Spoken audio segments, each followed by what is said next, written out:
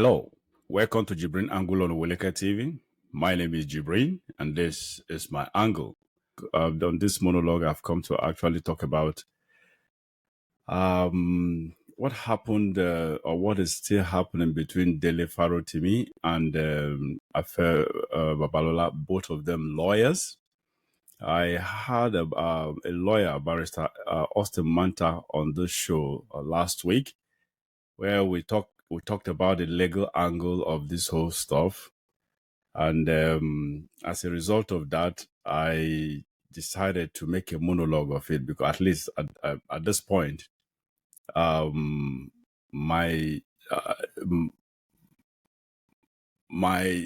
perception has after discussing with Barrister Manta, that has shaped up my perception of the entire case, giving me a better picture, a better image of the case. So at this time, I think I am at the right position to actually comment on that on my own. All right, before I go into that, now to avoid unnecessary criticism from my audience, I of course, for those of you who have been following me for some time now, you understand that I am someone who actually tolerates criticism. No matter how you come at me, I just take it. I don't delete critical messages. I don't. People have called me names, despicable names, and so many things, insulted me or whatever, but I read them and just scroll through, and I've responded to some. We out of my social media managers have responded to some. I personally have responded to some. Any comment that makes meaning to me and you probably that deserves clarification, I do that to the best of my ability. But that being said, now I am a very fair person. For people who know me, they'll tell you how principled and how balanced I am. I am a very, very fair person. Fair in the sense that I balance my judgment. No matter whose ox is God, you may be my father, you may be my mother, you may be my wife, you may be my sister, my sibling, whatever, including myself. And I don't leave myself out in being balanced. Sometimes, if not all the time, I actually judge things even when they are detrimental to me. Honestly, that's my nature. That's the way I do things. So I just say things the way they are. I may love you with all the love on earth, but in telling you the truth, I will always tell you that bitter truth. I will judge when you are right, I'll tell you, hey, you are wrong. Or when you are right, I tell you are right. When you are wrong, I say, hey, you are wrong. There's no two ways about that. I do the same thing to myself. I question myself sometimes. So the same thing applies to everything and everyone I deal with. So that's exactly the same principle I'll be applying here. Now, back to the point. Who do I start with? Because the truth is, the blame is big enough to go around. Dele has his blame. Afe Babalola has his blame. Barrister Afe, let me give him, according to that respect, is old enough to probably be my father at least, or maybe I don't know if he can grandfather me. I doubt so. I'm in my 50s, so I don't know, whatever, but at least an elderly man. I am raised to actually respect elders, so I will accord him that respect. Dele, I think we're in the same age bracket, so I can address him whichever way I want to address. I feel like addressing him. All right. So let me see. Let me start from Dele. Yes, let me start from him. Now, honestly, for those of you, probably in case you don't know, Dele is someone I admire so much. I see him as a very brilliant and intelligent and coherent, consistent person. I love his activism. Um, I love his frankness. I love his courage to actually say things the way they are. He's been very, very apt in this system in Nigeria, in speaking up or speaking out against the Nigerian corrupt system. And the bottom line is that I have been his fan, and I will continue to be his fan. So that being said, I'll just say the bitter truth here. The bitter truth is Dele made a mistake. There's no doubt about that. He is a lawyer, for God's sake. Everybody knows that. An experienced one at that. He's not a junior lawyer. He's a senior lawyer. And I didn't expect him to be that reckless. We all have been reckless. There's no doubt about it, even on this show. Barrister Manta and I agreed. The last dialogue we had is sort of, I think we both agreed that we too have been reckless in the way we spoke, and it happens. It happens. There's no doubt about that. No one is perfect, but the reality is, I think Dele went overboard. He obviously went overboard. He could have known better. He is a lawyer, and apart from being a lawyer, he's an experienced person. He possibly have seen all, maybe not all, most part of both sides of life. So he should have known better than anyone else. He allowed, unfortunately, because he wears two different togas, and one is that of a lawyer. He is a lawyer. It's no more practice. I think last time, prior to the 2023 election, he talked about he stopped practicing. So it's no more practice, but at least he's a lawyer. And secondly, he's a an activist, both human rights and civil activism. That is what he does. So he basically a kind of shoved aside his legal toga and put on his civil rights or activism toga to actually that got over him because activism actually has to do with emotions. In case those of people don't know that, honestly, most part of activism has to do with emotions. And so most activists say things based on emotion. They fight based on emotion. They criticize based on emotion. And when you do anything based on emotions, obviously you are bound to make mistakes. You are bound to say things the wrong way. You are bound to assume things the wrong way. You are bound to conclude the wrong way. Oh, sorry, not bound. You are possibly not bound. Bound means obvious. It's always no. That's not what I mean.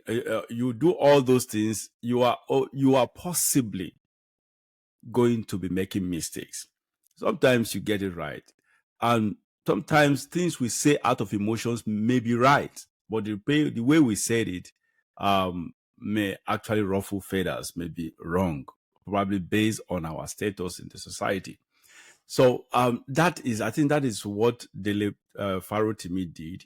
He made a mistake. You just don't come out, one, as a lawyer, for God's sake, to accuse someone of corrupting the judiciary, the Supreme Court, or judiciary, as the case may be.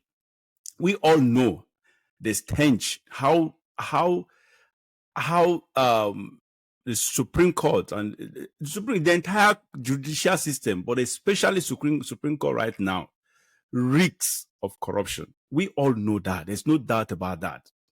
All Dele Farotimi said about the corruption in the court, everybody knows that. We agree with him in totality. In totality. My problem with him was, why did he mention name? Even if that is what he felt. I didn't expect him, a man of his caliber, to actually go that go that reckless to mention names specifically. And honestly, I don't see, because after having conversation with my lawyer, now, the lawyer I'm talking about is not a junior lawyer. It's a very, very senior lawyer. Barrister Manta is over 40 years in active legal. This is all he does. Doesn't do any other business other than practicing law actively for the past 40 years. And apart from that, why I trust his judgment, his legal interpretations, is because he's been my lawyer for about 20 years. He has won cases. I've never lost any case with him. I've had cases with him. I still have current cases, multiple cases in court. None of the past cases, concluded cases, have I won. I've had cases against an establishment personality, his company, to be precise, where he chairs. He's the chairman of the board. And we won that case. Right now, the case is at the appeal court. We won at the arbitration court, won at the high court, then defeated him and went to the appeal court. Even the appeal court, we defeated him at the appeal court. I think they raised a kind of motion again or something like that. So the thing is stuck at the appeal court right now. So this is the reason why I trust his legal interpretation of laws. So that being said, I do not see how, honestly, it is difficult. What Dele Farotimi alleged that Afe Babalola has done to the Supreme Court is something that he may be right. There's no doubt about that. It's possible. So many things happen with the courts generally. People go bribe the judges, and so many judgments are bought in the past and still in the present is even worse. But my problem is, why, as a lawyer, why will you say something that you do not have, you just can't prove? It is just like a needle passing through a camel passing through the eye of a needle. For you to, that is what it looks like. Proving such a case, that is what it personifies. It exemplifies. How can you prove this? Most of this corruption happens in a very, very discreet manner, in the most secretive way you can. Moving money, don't even move money through accounts or whatever, they cash, and most times they do, especially when it has to do with Supreme Court justices. You should understand that it will be difficult for you to get an evidence to prove that this man corrupted the court. So that is it. So if you can't get that, why did you go ahead to mention name? You could have written these books without mentioning name specifically. And besides, you know, you know that the government is, they really, really, they yearn, they crave to actually to get you into their trap. They are desperately looking for, searching for, digging for anything they can hold on to justify them arresting and incarcerating you. You know it that well. You know it that well. So why did you give such ammunition? Why did you give such weapon to your enemies, who are also our enemies, the enemies of Nigeria? And that is my point. You could have traded. I understand emotions can rise sometimes or whatever, but that is why exposure matters. That is why leniency matters. That is why civility matters. Because when we have these three together, those components or those elements are capable to actually control us, bring our faculty under control. So I expected all those things to play in your head when you were doing all those things, giving out press statements or interviews. And above that, you wrote a book, and someone was quoting, it took you 11 years to write this book. So that means whatever you wrote in that book in the book are whatever you wrote there are correct. I am not that. It's possible everything there is correct. I've not read the book. It is possible. But one thing I am 100%, I 100% agree with you on that you wrote in that book is that the judiciary is corrupt to its bone marrows. Yeah, that I agree with you. And that is just it. But why did you have to mention name? Now they have this against you. Let's see how you prove it in court. I hope you'll be able to. I hope you have something off your sleeves.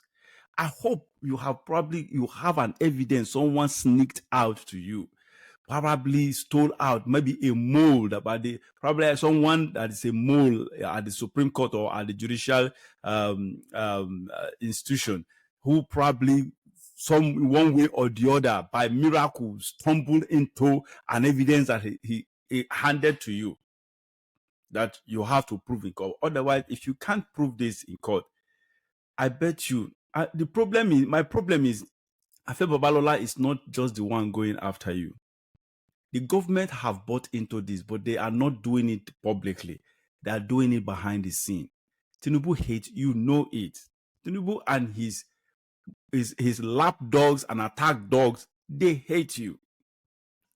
They must have capitalized on this and going behind the scene to actually fuel this ember of discord, this ember of anger. So that is one thing. So you are not only contending with Afe Babalola, barrister Afe Babalola, who is about 95 years old right now. I respect him for his age. But again, I'll come back to him anyway. So I don't know why you had to do this. Honestly, I don't know why you had to do this. Now, that being said, well, you have a blessing in disguise. Your book obviously have sold. It's still selling. For God's sake, it is a pride for me to hear a Nigerian writer, a Nigerian written book being the #1 seller on Amazon. That is great. You're making millions. That is good. So it's a blessing in disguise. I hope and pray that the blessing measures up with what is ahead of you legally. I just hope so. Excuse me. I hope and wish you well, and I pray that. So that being said, let's go. Let me talk about barrister Afe. They call him Afe Babalola. I don't know if that Are is a title or his name. I don't know. But Afe Babalola. Yeah, everybody knows him. He's when it comes to, he's an institution in himself. So for Afe Babalola does not need much introduction. He is as establishment as establishment can be. He is a mover and he is a shaker. He is a timber and caliber of the Nigerian system. He's been there for a very long time. He's a legal luminary. He is an extremely wealthy man. He's got it all. And so that is it. But my problem with barrister Afe Babalola is that, one, I expected his age to be, because they say age has to do with wisdom. We know that elders, they say when what a young man sees standing, an elder sees it even while sitting down, sees even more while sitting down. So I'm surprised that barrister Afe Babalola, I call him Papa Afe Babalola, that he didn't see this coming, because he literally handed Dele blessing. That's just the truth, on a platter of gold. Because the truth is, if I were him, Nigerians don't read. They say there is this popular saying that if you want to hide any secrets from a Nigerian, just put it in a book. Put it in a book. Put it in writing. And you're right, because we don't have that culture of reading. So what I expect Afe Babalola to just do is to ignore that write-up. Ignore the write-up and pretend he never read it, pretend he never heard what Dele said, And that is just it. And probably that book couldn't have even gone one quarter of I couldn't have gotten one quarter of the publicity it has today, because the publicity is massively global because of Afe Babalola's action. And so that is my point here. Why did you have to? You could have just ignored that. And that one, you are an elderly person, 95 years, you are just getting closer and closer to the grave. What else do you need in life? Dele Farotimi is young enough to be your son, if not your grandson. For God's sake, why did you have to battle with a far junior lawyer, a far junior person to you? In all facets of life, this guy is beneath you. As big as Dele Farotimi is, yet he is far, far beneath you. So that is my point. Why didn't you just let go and allow sleeping dog lie? Now you have made Dele a hero. You are making him a real hero. You have made him even more popular globally. He was popular, and now he has become 2 or 3 times more popular, which is good for him. Good for him. So this whole fight, it ought not to have started. Dele made a mistake, and I did not expect Afe Babalola to also make a mistake. Because 2 wrongs, they say, cannot make a right. And that's exactly what is happening now. And none of them seem to be caving in, which is wrong. I think I advise, honestly, Dele to just this legal, except and unless he has a proof. It is not a circumstantial proof, an unambiguous proof. As they will say, as lawyers will say, beyond reasonable doubt. If you have such proof, then go on. Honestly, I'll be so supportive of you, because I hate establishments when they come against those that criticize them. So that would be great. We will all support such fight. But if you don't have any proof, tangible proof, to fight this man in court, just dobale. You are a Yoruba man. Papa Afe Babalola is a Yoruba man. Go, Yoruba people. When it comes to that, you dobale, they will come down. Send elderly people of his age, people older or around his age, people of his caliber. Send them. Even someone like Obasanjo. Afe Babalola was Obasanjo's personal lawyer then, when Obasanjo was the president. I think he served, he participated prominently on that Obasanjo. Meet Obasanjo. Someone go meet Obasanjo. Obasanjo will talk him down. So you better go find a way to pacify this whole thing, because the problem is, it's not just, it will go beyond Afe. If you allow this thing to continue to go beyond Afe Babalola, it will actually, government will buy into that. If they have not even bought into that already. So, and then we escalate it. So don't give the government ammo and ammunition to fight you. Just find a way to pacify Afe Babalola. Please. It is important you just do that. And I understand everybody coming out to fight for you, the civil society, not much lawyers, because so many lawyers are saying you are part of us. You should understand. You should know better. You should know better. I've not come across anyone yet that is supportive of what he did. People are sympathetic of him because he's an activist, a human rights activist, and a civil rights activist. So I understand that, but when it comes to the legal aspect, people have mixed feelings, especially lawyers.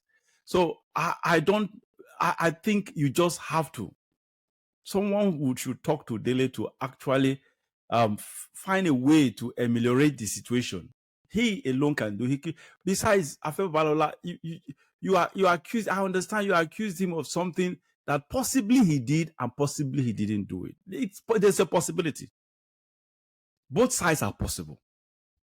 So all you need to do The man is older than you, old enough to be your father, older than you in all facets of life. So humbling yourself to him does not take anything away from you.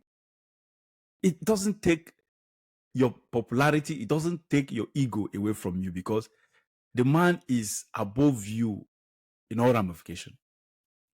So go talk to someone. If you can't talk to him directly, if he's not going to listen to you, speak with Obasanjo. Obasanjo is accessible. He's a very humble ex-president who is a peacemaker. He can intervene on your behalf. So I think that is just the reality. And let whatever was the issue, the personal issue you have with Afe Babalola, let it go. Let it go.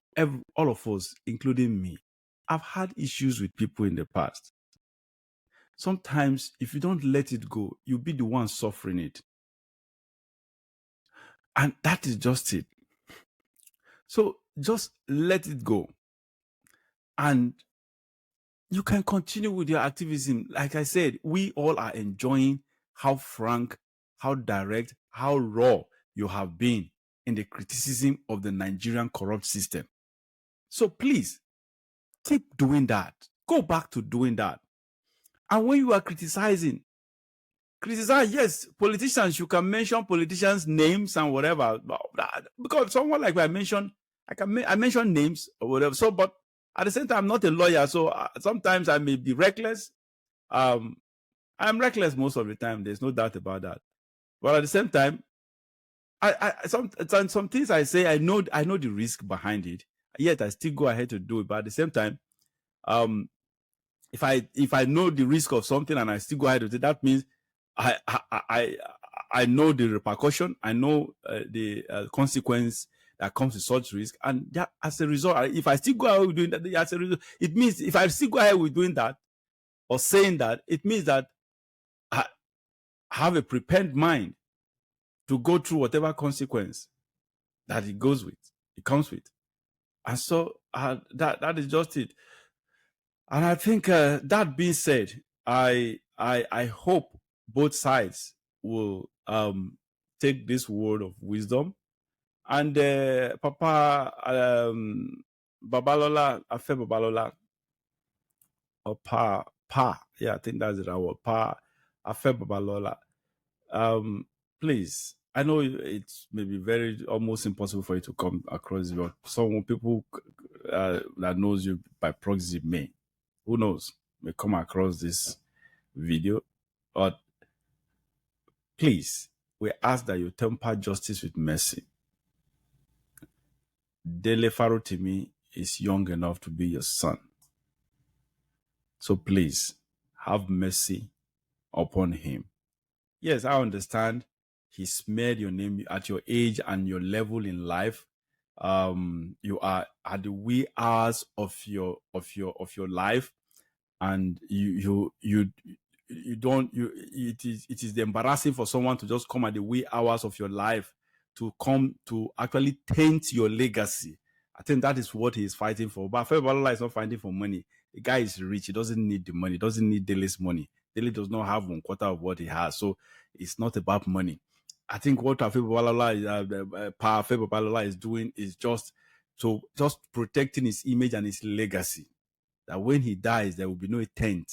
And that's exactly what Dele has done. Dele has, rightfully or wrongly, we don't know, has tainted actually his image. And that I know is Afe Babalola's frustration. Yeah. And the most important thing is that all of us should reason with both sides. Reason with Dele, reason with Afe Babalola. And that is just the way to go about it. Like I said, the blame is huge enough to go around. Both sides have blame. No one is left out in this blame. And this is my angle.